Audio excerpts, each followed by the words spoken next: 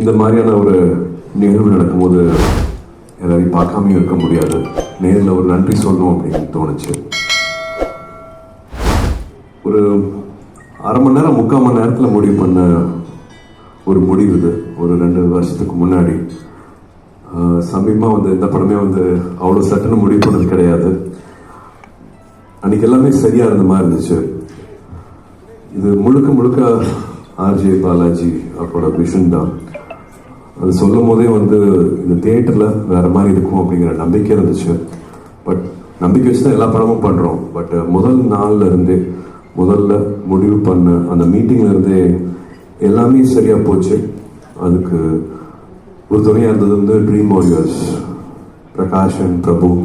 எல்லா முடிவுகளும் சரியாக எடுத்ததுக்கும் சரியாக எடுக்க வச்ச கருப்புசாமிக்கு தான் நாங்கள் நன்றி சொல்லணும். இது ஆசைப்பட்டது, ஆனால் எதிர்பார்க்காத ஒரு பெரிய வெற்றியை கொடுத்த உங்கள் எல்லாருக்கும் நான் நன்றி சொல்ல கடமைப்பட்டிருக்கேன்.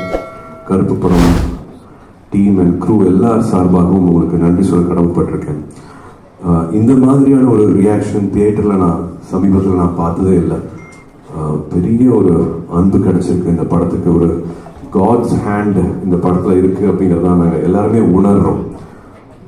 ஒரு 10 பேர் சேர்ந்து ஒரு கதையை முடிவு பண்ணுறோம். பட் அந்த எமோஷனை எல்லாத்துக்கிட்டையுமே அதை கடத்த முடியுது.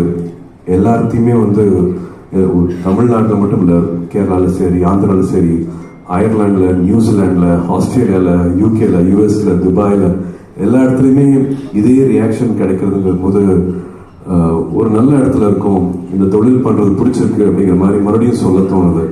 இவ்வளோ பேர்த்தோட அன்கண்டிஷனல் இந்த லவ் அண்ட் ரெஸ்பெக்ட் பார்க்கும்போது எல்லா படத்துக்கும் ஒரு விமர்சனம் இருக்கும், இப்படி இருந்துக்கலாம் இப்படி இருந்துக்கலாம் அப்படிங்கிறது. பட் யுனானிமஸாக எல்லாத்தோட லவ்வும் ஒரு படம் சம்பாதிக்குது, எல்லாருக்குமே அந்த சந்தோஷத்தை கொடுக்குதுன்னா அதுக்கு நான் I think I have to thank everybody. ஏன்னா அவ்வளோ பேர்கிட்ட அந்த கான்ட்ரிபியூஷன் இருக்குது. நான் சொல்ல